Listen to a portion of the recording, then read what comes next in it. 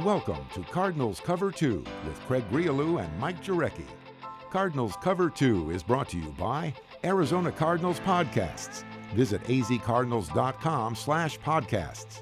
From the Dignity Health Arizona Cardinals Training Center, here's Craig Grialou and Mike Jurecki. Well, we've arrived. Destination 2019 NFL Draft. For a while there, I wasn't sure we were going to make it, MJ, but here we are, a little over an hour away.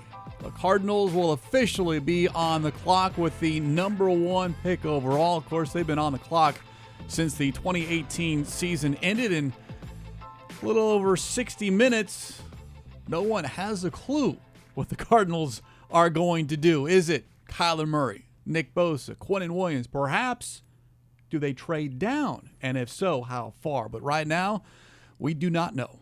Yeah, and the Cardinals, we've talked about it. They've done a great job. You know, there's no leaks coming out of this building, so no disrespect to these reporters. I know they work hard. I've been in that boat, but there's no leaks coming out of here. So anything you see on Twitter, just take it with a grain of salt. And you know, last year the first round went 3 hours and 25 minutes. I looked it up. Goodell spoke for about 6 or 7 minutes, and then the Browns were on the clock. So the pick wasn't in really until about 5:17 if we haven't waited long enough. But we'll see what happens. Obviously, the rain held off. Otherwise, they would have had to go indoors. And we talked about this earlier in the week that the NFL prefers to be outside with the atmosphere.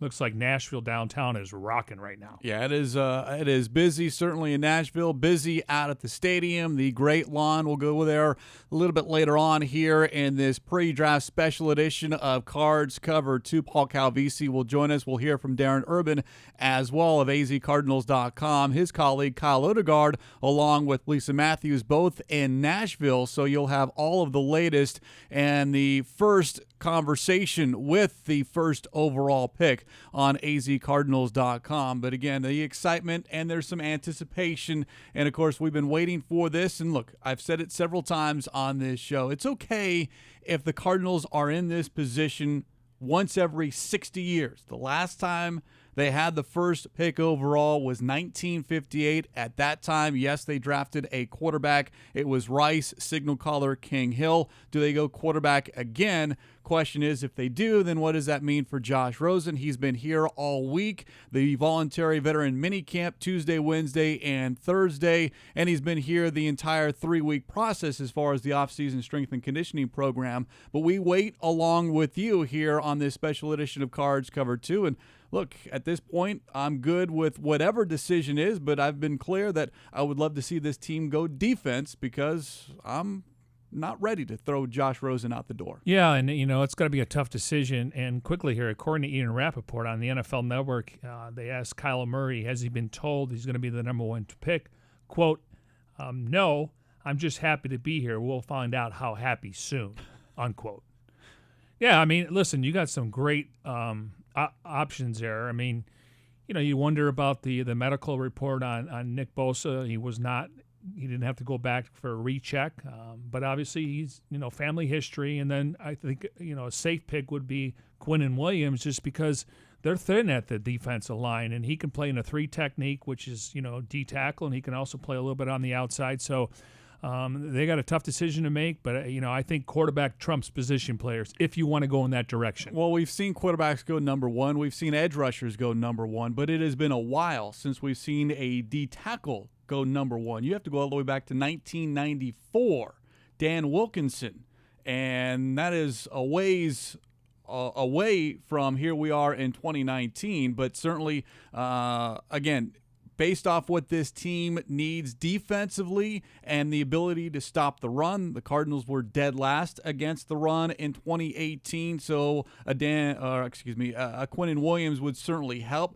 And, of course, getting to the quarterback with bookends with Chandler Jones, Terrell Suggs, and a Nick Bosa certainly would help and shore up that defensive side and then get playmakers later on in the draft. But what Williams did in his final season in Alabama certainly turned a lot of heads. And then what he did at the scouting combine in Indianapolis, just the athleticism, the quickness on his feet. He had a great 40 time, but it was those first 10 yards And, of course, that's all we care about when you're in the trenches is what is your get-off, whether it's an offensive line being able to get up and ready to block or a defensive lineman attacking the ball carrier. Yeah, the thing is, listen, I mean, I think they're all worthy of being the first overall pick. I really do. It's just, what do you prefer? But I agree with you. But the fact is they went out and got Robert Alford. I still think they're going to draft a corner. Nothing against Tremaine Brock, but he's your slot corner. He has experience. He's played under Vance Joseph. And then, you look at Jordan Hicks, and then you look at Terrell Suggs, and the moving Budda Baker back. So, I mean, on paper, they filled some of these holes or / needs before this draft is happening. So, I still think there's a little bit of need when you're drafting. Wide receiver, and you need maybe an offensive lineman, maybe a tackle in particular, or an offensive combo guy who can play center and guard for the future. We talked about Marcus Gilbert on a 1-year deal, and Humphreys needs to stay healthy. So, wide receiver, and then D-line. After the starters, Darius Philon and Corey Peters and Rodney Gunter, and I'm glad Gunter decided to come back here. They're pretty thin there at that position. Now, they do have 10 draft picks, and some teams will start releasing some veteran players once they get through the draft. And so I don't think we have the June 1st because you can designate a guy for June 1st where the money can obviously separate over 2 years. But I think we're going to see some veteran players available once the draft's over. And with regards to the quarterback discussion and Kyler Murray, a lot of people have been connecting the dots with the Cardinals just because of the fact that head coach Cliff Kingsbury and him have a long history, a long relationship. He's been very complimentary of Murray, and you go all the way back when he was the head coach at Texas Tech, and everyone runs that clip in October where he said, I would take him number one, and now circumstances 2 jobs removed, and now he is in that position to have that number 1 pick be Kyler Murray, if that is indeed the case. But, of course, you have to look at it from a 20, 30,000-foot view as far as what is best for this team.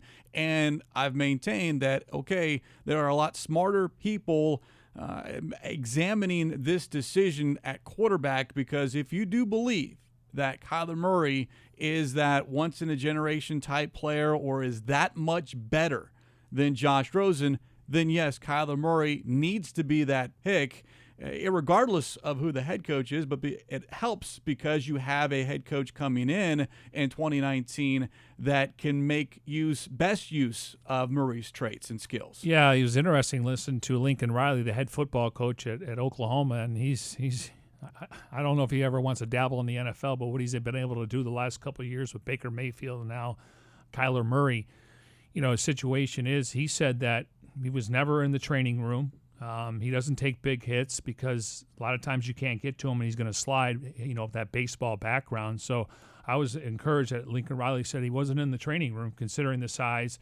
And, I know the Big 12 doesn't have a great defense, but he was playing with 6'4", 6'5" linemen that were protecting him, and he's going to get that here with more experience at the NFL level. And don't forget, there's also the connection with Nick Bosa and Cardinals linebackers coach Bill Davis. So there is that connection. Davis spent the previous 2 years at Ohio State. So who will it be? Kyler Murray, Nick Bosa, or Quinnen Williams? The Cardinals, they're on the clock.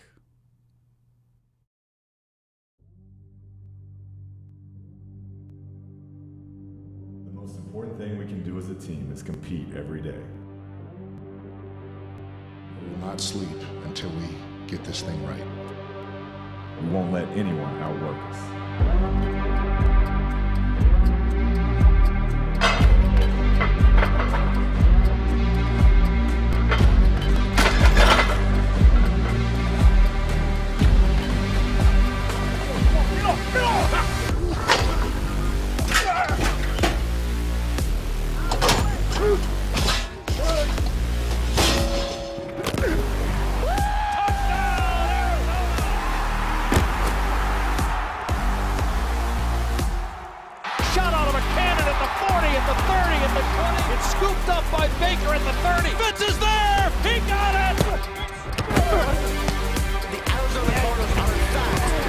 With the first pick, the Arizona Cardinals select.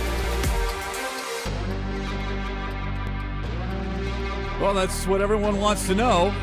We want to know here on this special pre-draft edition of Cards Covered 2 as we come to you inside the Dignity Health Arizona Cardinals Training Center. And for that question to be answered, we bring in Darren Urban of azcardinals.com. Of course, he has all the answers and will tell us exactly what is going to happen in 1 hour from now when the Cardinals officially turn in that card. Darren Urban, the stage is yours. No, I so much appreciate that, Craig. Wish I had something to bring in here. I do not. We'll find out. I mean, I think I'm watching all the pre-draft stuff on TV. Kyler Murray was just interviewed saying that he hasn't heard anything, and I believe he probably has not. All the national reporters, obviously we're all following Twitter, nothing out there. I don't know. I know Chris Mortensen tweeted out earlier today that nobody had told them that they couldn't tip the number 1 overall pick.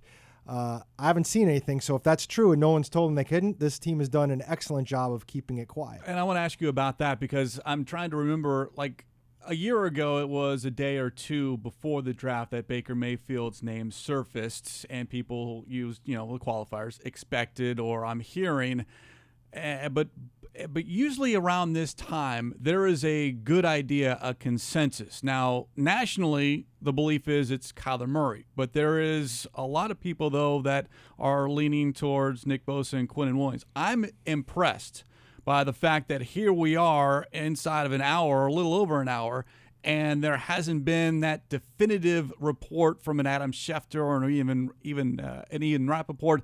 There's been nothing. And to me, I applaud the Cardinals. It's a job well done, and it's also surprising. Interestingly, to me, I heard in the last couple of weeks that there were national guys that knew 3 and 4 days in advance last year of Baker Mayfield, and they were told, do not put this out there. So when you talk about last year and the Mayfield stuff started coming out maybe a day before or whatever it was, and they did have it nailed apparently. So that's why, to me, the Mort tweet was so interesting, because if it's true and you can go with the information, if you have it, maybe they don't. And I think it goes back, and like you guys are talking about right now, I mean, it's hard to keep things quiet. And, there's obviously a small circle of people that are going to know in the first place. But still, it's impressive that it's this much up in the air at this point. I wonder how Fox and CBS are going to handle it, because if they've been told on ABC and the NFL Network, and you watch Woj last year during the draft, this guy's expected to land in the desert, so you can be cute with a tweet. But I wonder what the other networks, even though they're not covering it, but some of their insiders. Well, here's the thing. It's one thing about there's a difference between tipping picks and reporting who's getting number 1. I mean, even the reason that picks get tipped is because somebody knows something literally within 5 minutes or so, even closer to when the pick goes in. So that's where they're getting it. And when they're putting it out, let's face it, Mike, we're talking about, a minute or 30 seconds before it's announced. True. We're not talking about an hour. Right. So I understand what you're saying, and I could totally see it being put out there before the actual thing gets announced by maybe a reporter at one of those places, but they're not getting it now. No. And that now is when it would be about the leak within the team. I mean, if it gets out after you've turned in the card, all these people with all these networks there's too many people that know it at that point. But right now it's about the Cardinals playing it close to the vest. Steve Keim, Michael Bidwell, they've said all along, we're going to play it close to the vest. They have. I agree. Now, hypothetically, if they decide to go defense, whether they, let's just say hypothetically they stay there, do you have a preference between Bosa and Williams when you look at the roster? I'll be honest. I don't know if I feel super strong about either one. I mean, the fact that Terrell Suggs is an older player, I like the idea of a Nick Bosa in terms of moving forward and having somebody younger on a quote-unquote cheaper contract. It's still not going to be cheap, but you have somebody younger to kind of slot in there going forward with Chandler Jones, depending on what happens with Suggs. But I'll be honest, as we've gone along in this process, the Quinnen Williams thing has really started to intrigue me, because the way this league has gone, the way quick passing has gone, the way if we measure up the best ways to get at a Rams offense with Jared Goff or a Patriots offense with Tom Brady, it's pushing the pocket in the middle. It's the pressure up the middle. And the idea that Quinnen Williams could do that on a team that with all due respect, Corey Peters is a solid anchor, but other than that, the Cardinals need a little depth there. They need a little talent there. That makes a lot of sense to me. Now, I'm not saying that that's going to happen, Sure. and obviously if you think Kyler Murray is the end-all, be-all difference maker, if you think that, you got to go with a quarterback. But if you're talking about one of the defensive guys, the Quinnen Williams pick is really starting to intrigue me. And, of course, with Rodney Gunter on a one-year contract, the uncertainty as far as the health status of Robert Kimdichie and when he'll be available. And he's on a one-year contract. That's true, yeah, as far as what his future is with this team. As Darren Urban of azcardinals.com joins us here on this special pre-draft edition of Cards Cover 2. What do you get a sense, because I know each week you do mailbag, and you're the closest thing to the fans, and we get reaction here as well using the hashtag CardsCover2. But as far as what Cardinal fans hope happens here within the next 60-65 minutes, I will say over this process, and again, it's just like following Twitter or listening to talk radio. It's a small sliver. And I understand the sample size is not such that you would necessarily say this is absolutely what the entire fan base is. But extrapolating what I have heard, there are absolutely some people that like the idea of Kyler Murray, but I don't find it overwhelming. And I think it goes back to some of the same topics that we've always talked about, which is the ability to add a high-level defensive player to a defense that looks like it can be pretty good anyways, whether it's Williams or Bosa. And the idea that you've got Josh Rosen, and the idea that you've already invested a first-round pick on him, that he didn't have a chance to show what he really had last year, given all the circumstances that we've talked about ad nauseum. I think there's a lot of fans who would like that opportunity. Now, could I break it down percentage-wise? I wouldn't. But a lot of times when you're talking about you having the first pick in the draft, there's usually a one guy that a lot of fans are overwhelmingly in on. And there's definitely not that this year with this fan base from what I've been able to tell. I think, part of it also is they look at the team, and we've talked about what they've added just on defense between Jordan Hicks, Terrell Suggs, Robert Alford, moving Budda Baker back, is everyone says trade down. Well, you got to find a trade partner. It's not as easy as you think.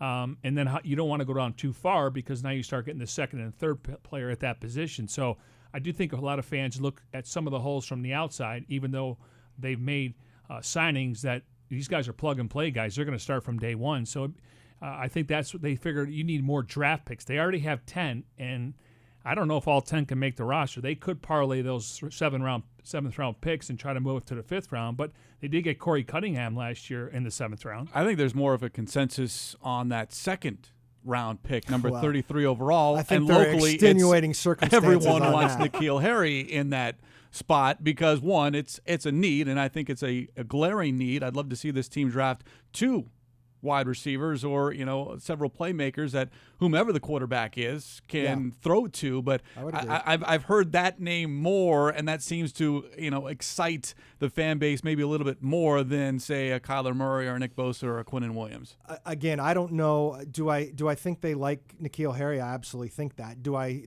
know if he's the top receiver on their board? I don't know that. And the thing about the receiver class, which is really interesting to me, is the idea that for the draftniks out there that put their information, not teams, but draft guys, the wide receiver class is all over the map. I saw one person do his top 10 receivers, and N'Keal Harry wasn't in there. Now, I disagree with that, and I think most people would, but it's all over the map in terms of who the best receivers are, who might go late in the first round, if anybody. Who could be there at 33, the first pick of the second round. It's going to be very interesting to see. Obviously, I'm a Sun Devil. I would love to see N'Keal Harry here on a lot of levels. But I know my son would just die if he ended up going to like Seattle or San Francisco.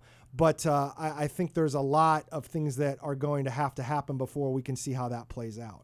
Yeah, and the thing for me is, and we're never going to know, is he ranked 38th on their board? Because you're not going to reach, and I know fans are going to be upset because Harry and Larry make sense, and they need an X receiver.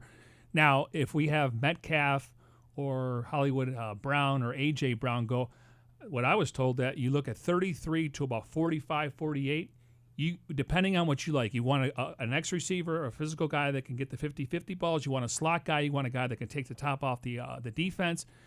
So there's not a big drop-off, and that's good news for the Cardinals, depending on what they do with that 33rd overall pick. I think they obviously – I agree with you, Craig. They got to get a couple receivers in this draft overall. They got to get one somewhat high. But if you're sitting there at 33 and there's a really good offensive lineman sitting there, I love N'Keal Harry. I want him here. But could I see them going offensive line? Absolutely.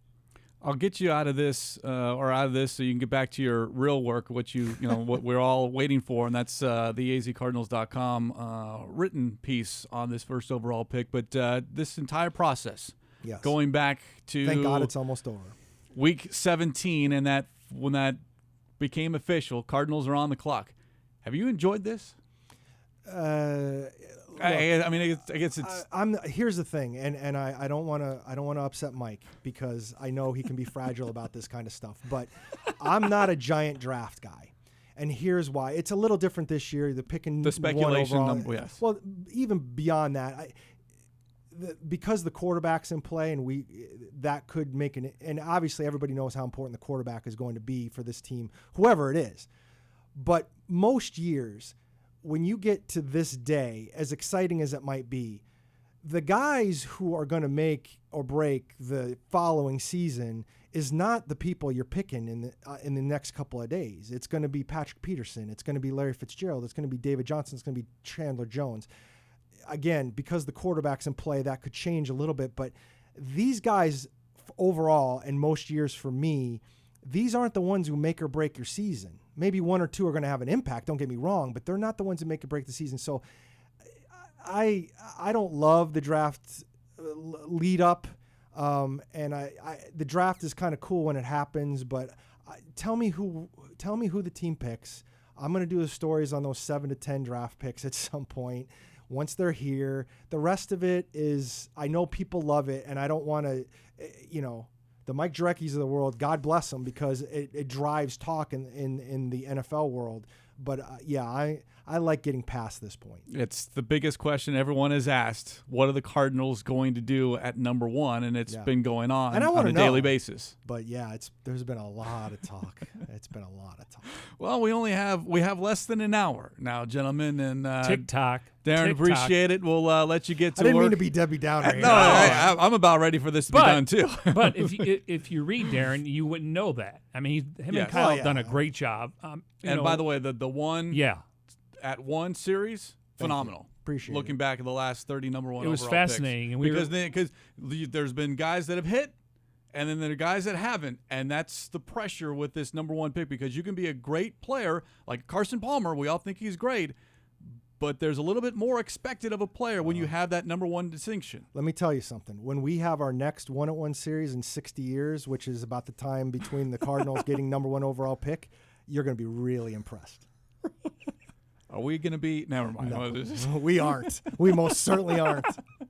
Darren, appreciate it. The Cardinals on the clock. The draft coming up at 5 o'clock, and 3 different networks are televising the draft. And this is all you need to know about where the NFL is right now, is because typically it's been ESPN and the NFL Network, but now you are adding ABC coming up at 5 o'clock, and that's big, because it's almost like the presidential speech or debate or whatever it is, because you have so many different networks televising the same thing. You think the NFL, the numbers are down? No. Think again, because, again, you've got ABC, ESPN, and the NFL Network. It's not a simulcast. You've got 3 different broadcasts. Yeah, I mean, and Robin Roberts, who used to work at SportsCenter, I mean, I'm sure she gets up about 2 a.m. to get ready for Good Morning America.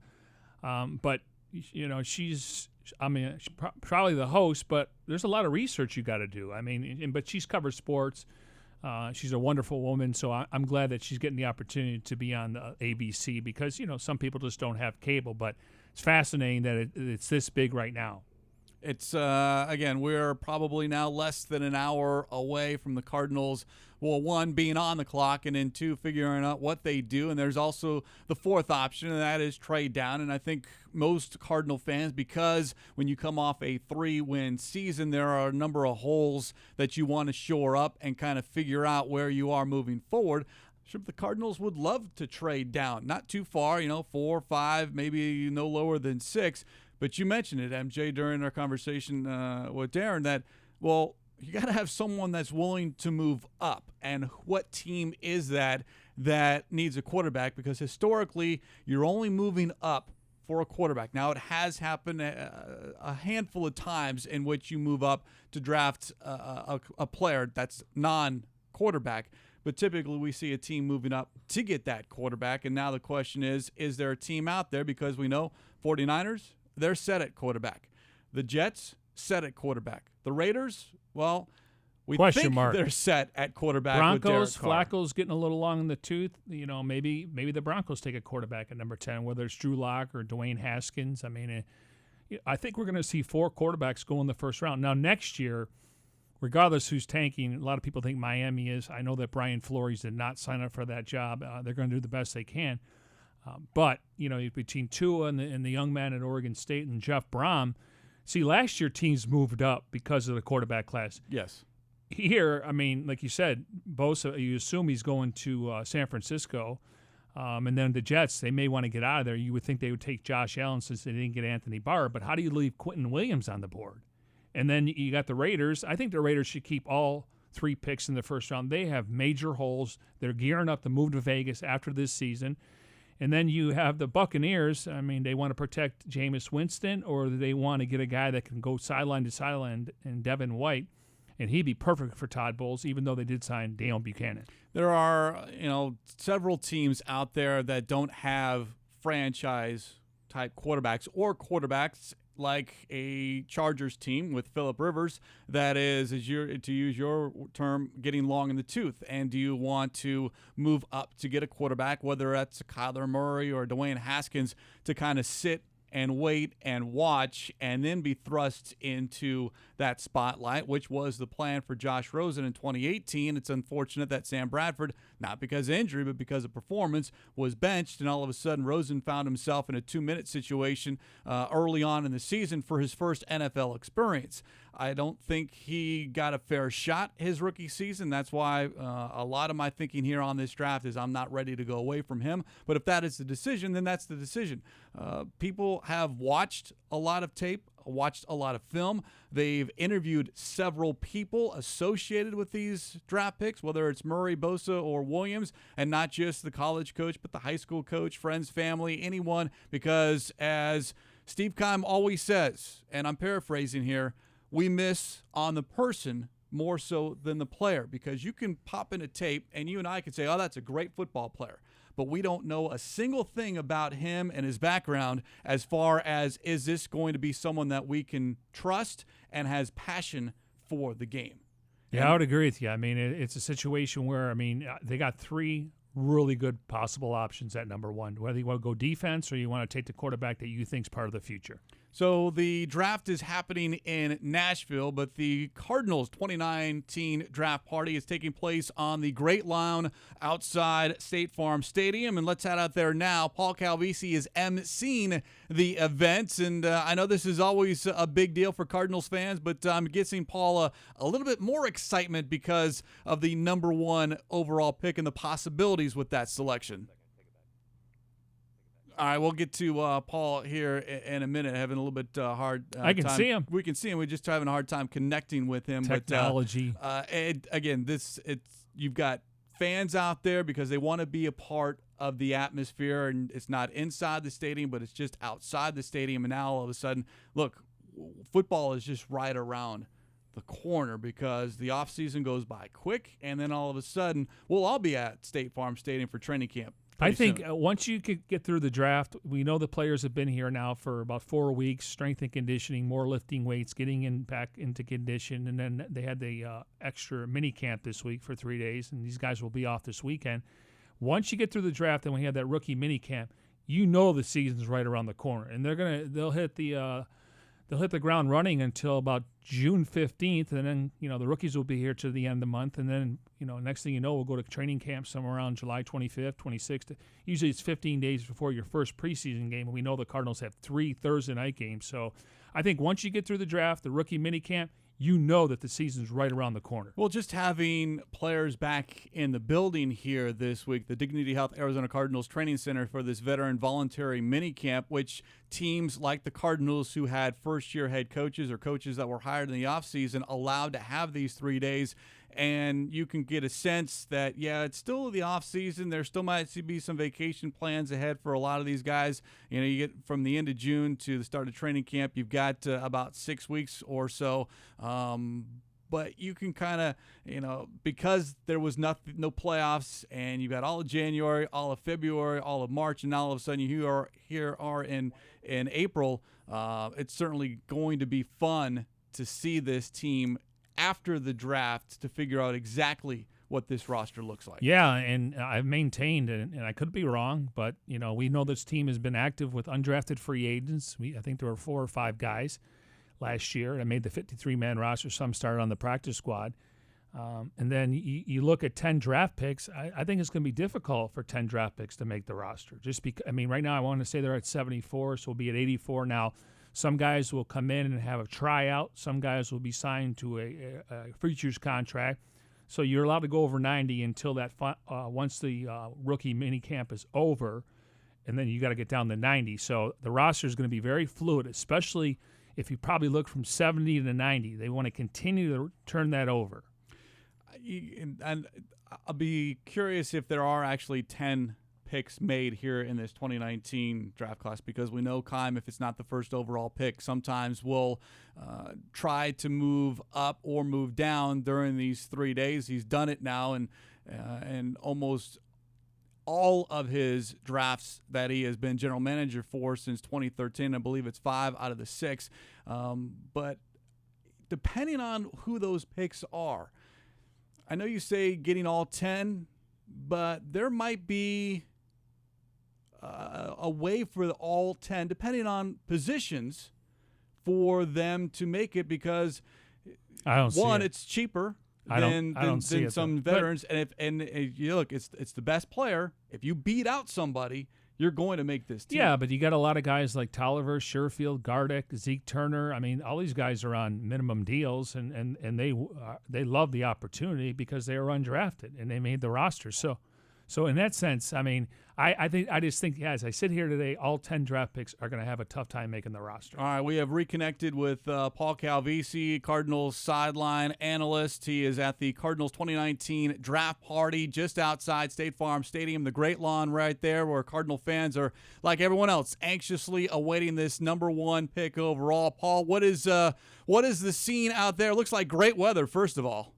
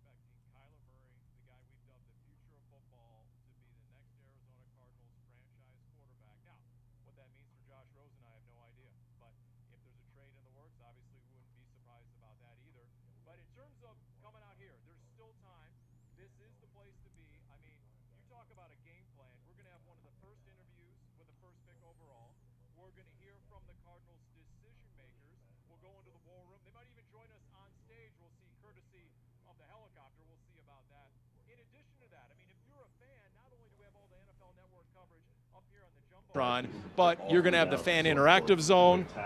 You're going to have the player autographs, the Cox fan zone, kids interactive zone, food and beverages, the fan gear. All the Cardinals cheerleaders will be making their debut, and at the very end, we're going to have fireworks as well, guys. So a robust game plan, if you will, here tonight for the Cardinals draft party. Paul, you left out the most important aspects of this draft party, because we know that you don't like going into your pocket on these road trips. You allow Ron Wolfley or Dave Pasch to pick up the dinner tab, but it's free. Parking and admission free to this draft party. Yeah. You're right. That's the 4-letter F word that we all love.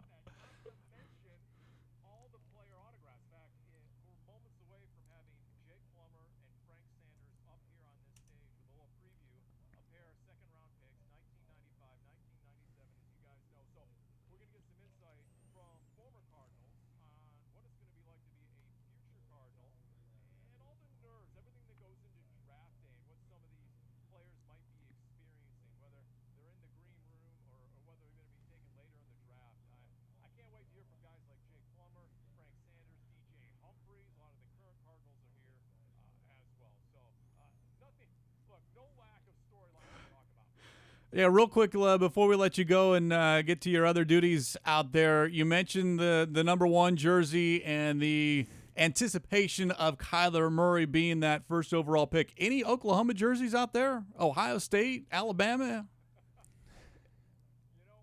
seen any yet, but you can't help but notice that if you look at some of the Cardinals draft history, 38 former Oklahoma players have been taken by the Cardinals. That's the most of any school. So I think the question is going to be 39. Could it be 40 if they take Marcus Hollywood Brown at some point in this draft as well? We'll see about that. But, yeah, look, guys, I firmly expect the Cardinals to be one of the top 3 most talked about teams in the NFL this year, and it starts tonight with the first pick overall. Paul, appreciate it. Good stuff. Enjoy the official draft party, the 2019 Cardinals draft party out there on the Great Lawn at State Farm Stadium, and look forward to all your work a little bit later on here this evening.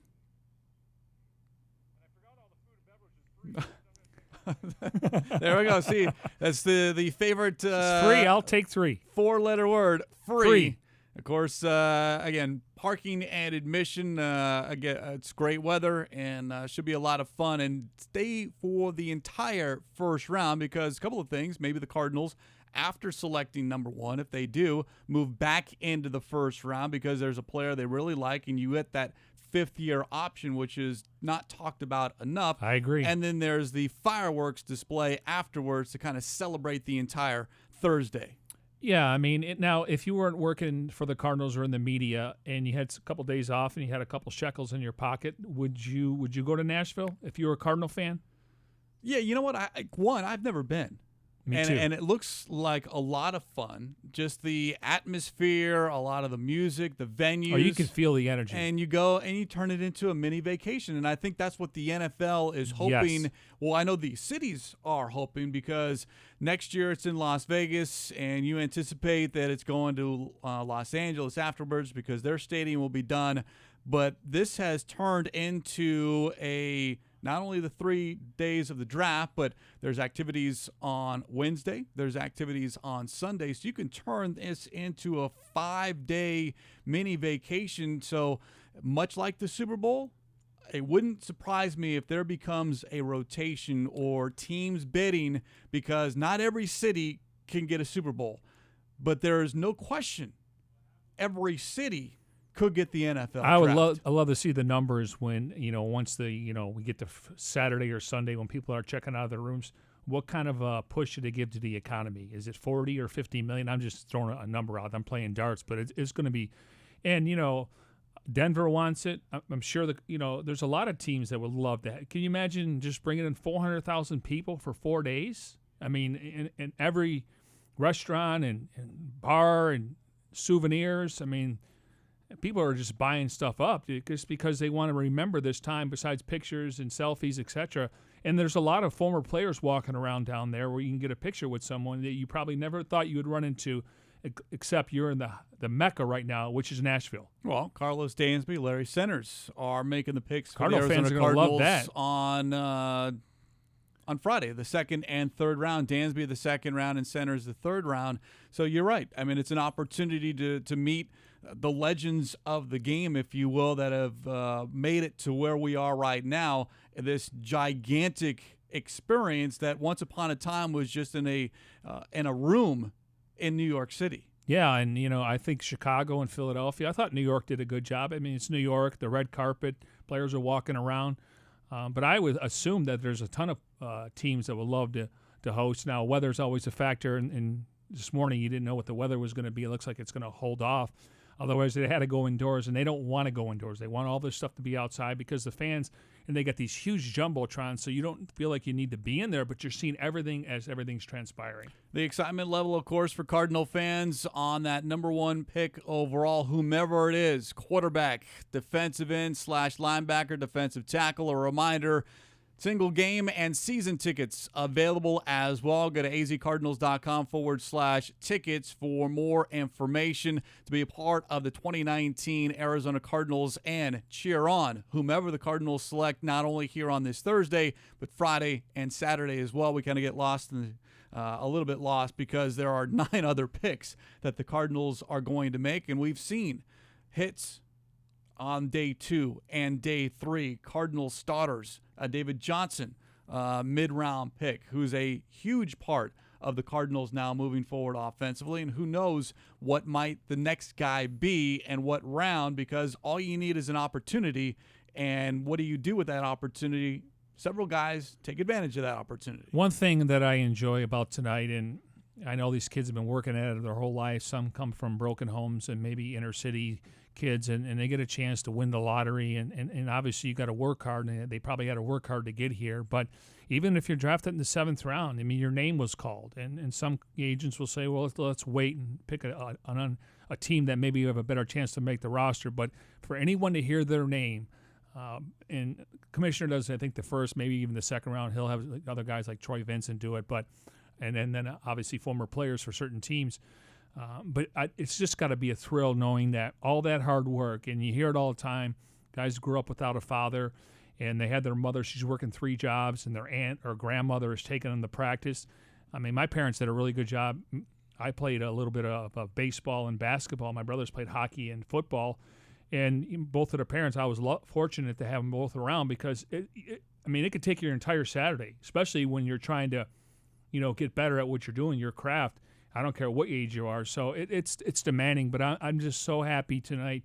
A lot of parents are going to be happy and smiling, and if they've been deceased, they're going to see it from upstairs, because this is just a great opportunity for these kids to, obviously help their families out. I mean, that's what, at the end of the day, that's what they're doing. But they're also trying to make a name for themselves in the NFL. Yeah, the sacrifices that you make, and now you see the fruits of that labor, that hard work, when you see your son walk across the stage, shake the commissioner's hand, or just have your name called, whether it's day 1, day 2, or day 3. And the Cardinals certainly will be on the clock here in about 20 minutes or so. And, of course, once the Cardinals make that pick, we'll come back on here and do another special edition of Cards Cover 2, give you all the ins and outs. You'll hear from the decision makers and, of course, hopefully hear from the number 1 pick overall as well. So that's going to wrap up this portion here on this special Thursday pre-draft special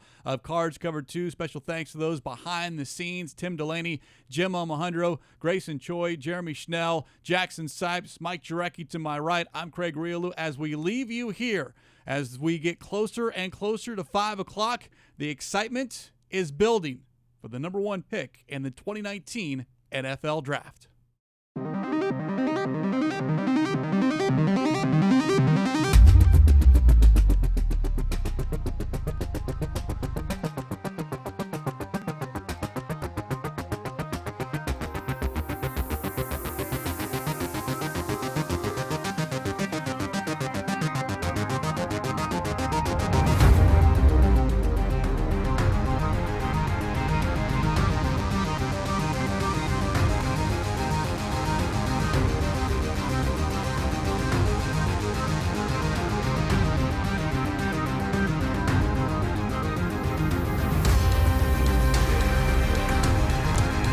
Go.